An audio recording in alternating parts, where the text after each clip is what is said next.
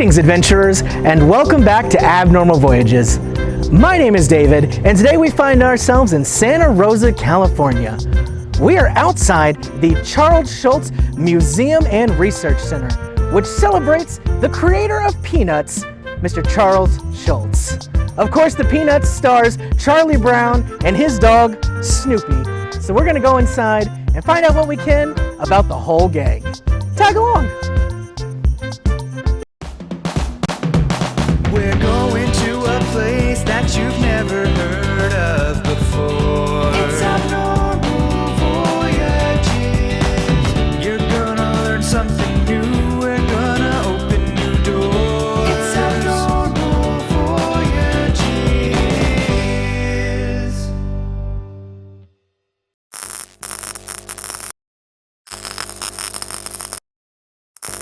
We are now inside the museum, and before we get started, I want to introduce you to all the Peanuts characters.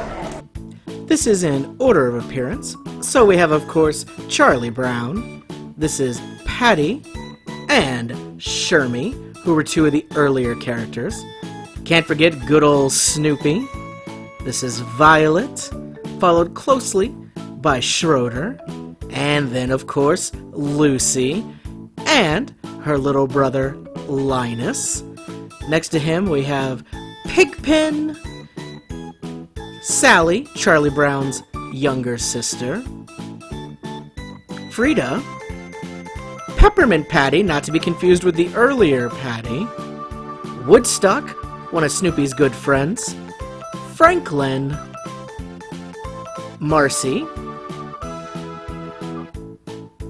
and Rerun, the little brother of Linus and Lucy.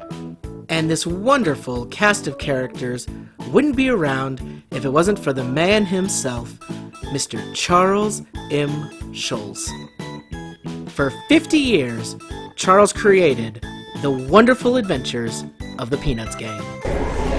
Of course, you may know Peanuts as the animated specials, but they began as a comic strip. These individual little strips don't seem like much all on their own, but when you put them together, they are a masterpiece. This impressive mural of Charlie Brown trying to kick the football as always is not the only large art piece here. We also have a really cool design that shows the evolution of Snoopy throughout the years.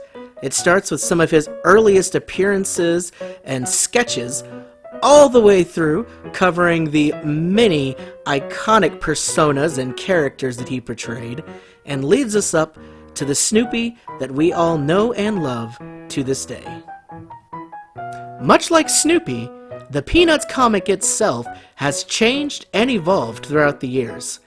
This is the very first Peanuts strip, along with the rest of the ones that were published in its first week, and as you can see, it looks a little different than what we're used to now.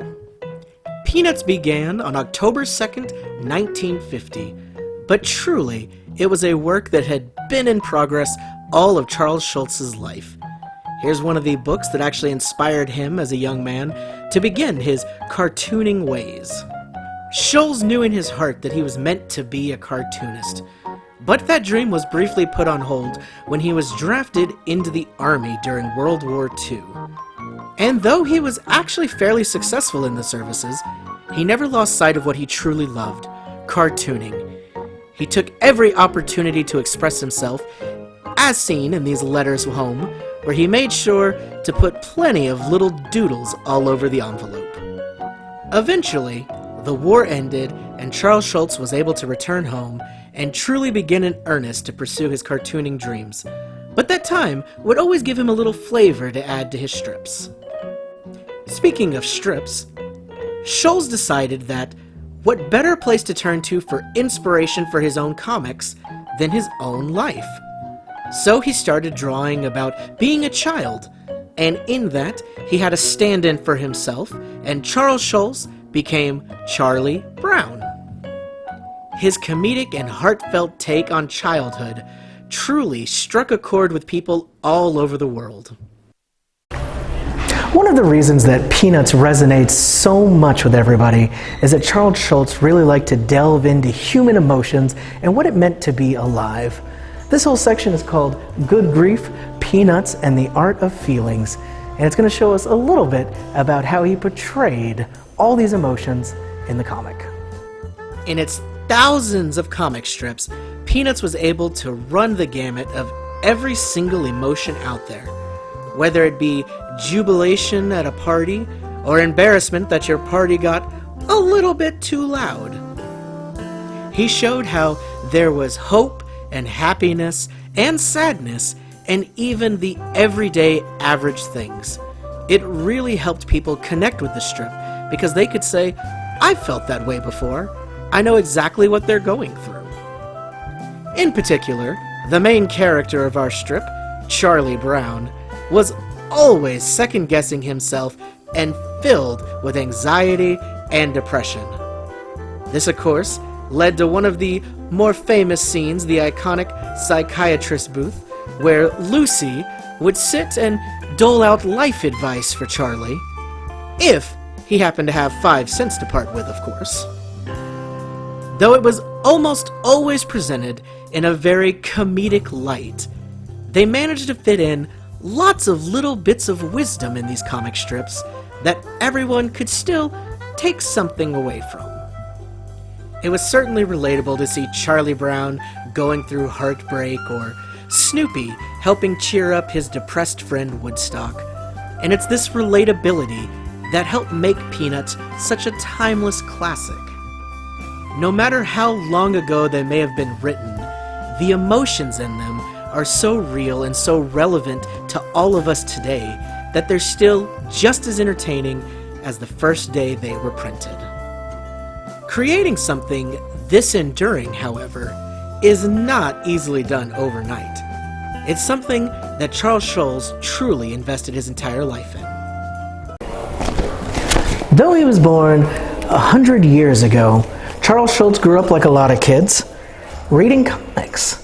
And reading these comics is what inspired him to eventually pick up the pen and become a cartoonist of his own. They have on display here some of the very comics that led, eventually, to the Peanuts. One genre Schulz really loved growing up was adventure comics, and Roy Crane was one of his favorites.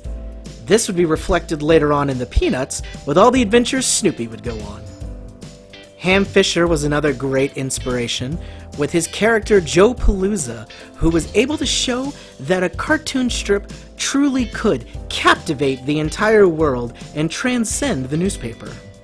But none of them perhaps inspired him as much as the Barney Google comics of Billy DeBeck. Charles Schulz's uncle nicknamed Charles Sparky after one of the characters, and it became a lifelong nickname. And like so many, Charles was also inspired by some of the big favorites, such as Mickey Mouse and Popeye the Sailor Man. As a matter of fact, here are some very rare, rough sketches of both of those characters that Mr. Schulz did himself. Cartooning has such a long and rich history, filled to the brim with fantastic characters that so many people have fallen in love with. I think it's very safe to say that the Peanuts gang are certainly stars of this world. So, not inside the museum, but located right in their courtyard, there is a very rare specimen. They have the famous kite-eating tree.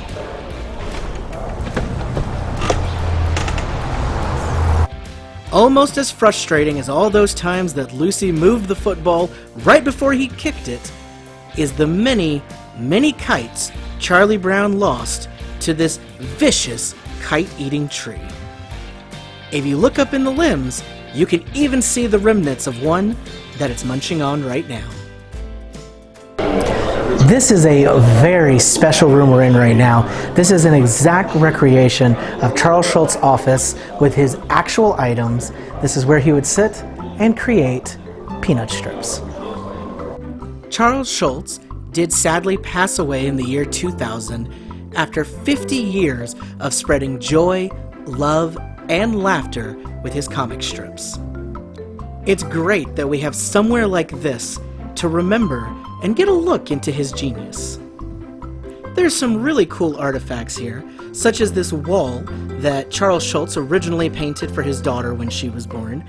This was in a house that they had, and the owners had to remove several other layers of paint to finally get down to this layer here, and then they donated this wall generously to the museum. Two other large paintings have found their way here. These were found in a home that he briefly lived in Minnesota, and we see an early Snoopy design, as well as a cowboy that suspiciously looks like Charlie Brown. It's super cool getting to see these early works of Charles Schulz, and then you can move forward and see some of the many accolades that he achieved during his lifetime. Whether it be honors and recognition for the daily strip or for one of the animated specials, you start to get an idea of just how beloved the Peanuts and Charles Schulz truly were. This gold brick signifies that Schulz even made his way into the Museum of Cartoon Art Hall of Fame, a very rare honor. Something very unique that you can see is the key to the city of San Francisco when the mayor presented it to Charles Schulz and declared the day Snoopy Day. This is something that I thought was really amusing. Charles Schulz happened to be friends with the artist Christo, and one of Christo's biggest projects was taking curtain just like this and stretching it about 25 miles throughout California. Here's some picture of what he was trying to do and what he ended up doing. And in honor of this, Charles Schulz made a comic here with Snoopy, saying he remembers when the curtain was up there in Colorado, he wonders what they're going to do next, and then he comes home to find out that Christo's next project was wrapping up his very own doghouse.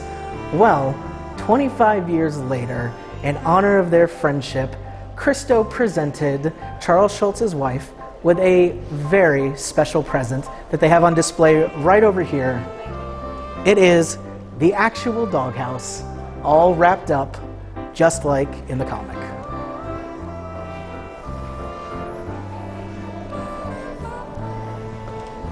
This is a special exhibit called The Pen is Mighty, and it was all about the iconic lettering of the Peanuts comics. Charles Schulz is one of the few artists who did all of his own lettering, which isn't quite like writing, it's almost like drawing letters. So this small corner honors him and this really cool talent. This was possibly my favorite artifact to see in the entire museum. This is one of the actual pens that was owned by Charles Schulz and was used to create some of the very last Peanut strips. After you learn a little bit more about lettering, you actually get a chance to fill in some comic strips of your own, such as what I have done here. And in this comic, it seems Charlie Brown's upset with Snoopy that he hasn't subscribed yet to Abnormal Voyages. So be like Snoopy, make sure you subscribe. For many people, Charlie Brown, Lucy, Linus, Snoopy, they feel like they're actual good friends.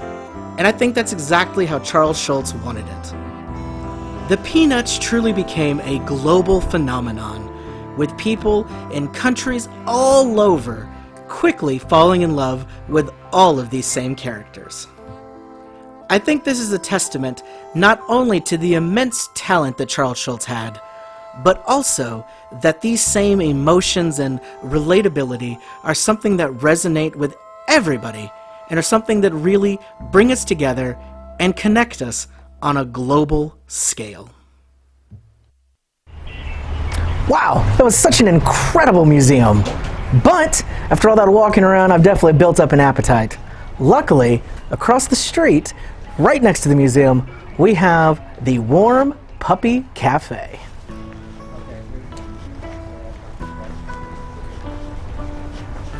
Something a lot of people may not know is that Charles Schulz was a big fan of hockey, so much so that he built an ice skating rink right here on the Schulz campus. And as part of that rink, he built a little cafe called the Warm Puppy Cafe. And of course, it is decorated inside with lots of great Peanuts quotes and characters.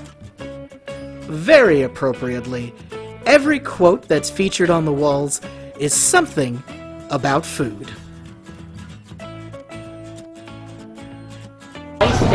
Once you're inside, you have got to grab a peppermint patty, which they actually give you a peppermint with. Let's see how this tastes. A little messy, but very delicious. You can get yourself a Snoopy cookie, and there's a very special table right next to us if you want to look right over here. This is Charles Schulz's actual table. While he was creating, he would come here and eat lunch and things like that. Now that he has passed, they've kept the table here, and it is permanently reserved in honor of him. One of Sparky's favorite ways to start the day was driving to the Warm Puppy, getting an English muffin, and reading the daily paper here at this table.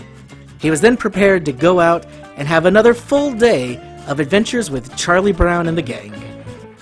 I think it's a really nice touch that they always have this table ready for him. It looks like Snoopy has joined us. He wants to show us a bunch of these awesome statues scattered throughout Santa Rosa. There are tons of different creative ones, all based on the Peanuts characters. We're going to start with this one here that honors the museum. This is It's Your Museum, Charlie Brown, and has different pieces of his artwork all about the museum that we just saw. Here we have a very dapper Snoopy in his tuxedo and top hat. We then dip back into the museum for a minute to see good old Woodstock taking a bath in his very colorful bird bath here. And speaking of Woodstock, here he is with some of his other bird friends, constructing a brand new Charlie Brown statue, it would seem. Not fully painted yet, but it's in progress. And then outside the ice rink and the Warm Puppy, we have Charlie Brown suited up in his hockey gear, ready to hit the ice, as well as referee Woodstock. He's ready to make sure that everybody's playing a nice and fair game. Snoopy says this one is one of the best ones out there, but I think he's a little biased. To find our next statues, we head into the nearby Snoopy's Gallery and Gift Shop. This is a great place to check out if you're interested in dressing like Charlie Brown, perhaps. Or maybe you'd rather adopt your very own little Snoopy puppy to take home with you. You can't go wrong with a warm puppy, right? As a matter of fact, they have quite a few options for doing that. Not only can you adopt Snoopy, but you can adopt any of Snoopy's family and friends. And if you really want to have an impressive Peanuts plush collection, this is the place for you. They've got Charlie Brown, Sally, Peppermint Patty, lots of Peppermint Patties. She looks really good on the end cap here. You can pick up Linus, who comes with his signature blue blanket. Marcy's here, which you can't get a Peppermint Patty without also getting a Marcy. Lucy, right next to Schroeder, as she always wants to be. Even Franklin is very well represented. And, last but not least, you can bring home your very own Pigpen. As we head up the ramps and admire the felt art that's on the walls, we run into the first of the three statues we're in here to find, this very shiny Woodstock. There's a great hockey-themed bench here with the whole gang and Snoopy out on the ice, and then more felt art of Snoopy and Woodstock just enjoying a day at the skating rink. You can also catch a glimpse at Snoopy as the World War I flying ace defending the whole store from the Red Baron. And speaking of Snoopy, there's this beautiful stained glass window that has Snoopy in 4 different iterations, one of which is that World War I flying ace, and Joe Cool. Nearby to that, we find the Charlie Brown statue we were looking for. Very shiny like the Woodstock, but this one has the color gradient in it. I really like this piece. Very unique. And before we leave, we find our first Lucy statue. It's classic Lucy, but then tons of her iconic, memorable quotes all around the statue. Very cool. For the next set of statues, Snoopy has led us to Charles M. Schulz Airport, where they have a couple of them dotted throughout. Here's where we find Tourist Lucy. She's got stickers all over her dress from the places she's been, and a map in her hand ready to see more. As a matter of fact, this airport's not only named for Charles Schulz, but Snoopy himself is their logo. That's not the only transportation-themed statues either. At a nearby train station, we see Conductor Charlie Brown. He's got his pocket watch there, making sure that all the trains run on time. And to help him out with that, we have the mustached Snoopy.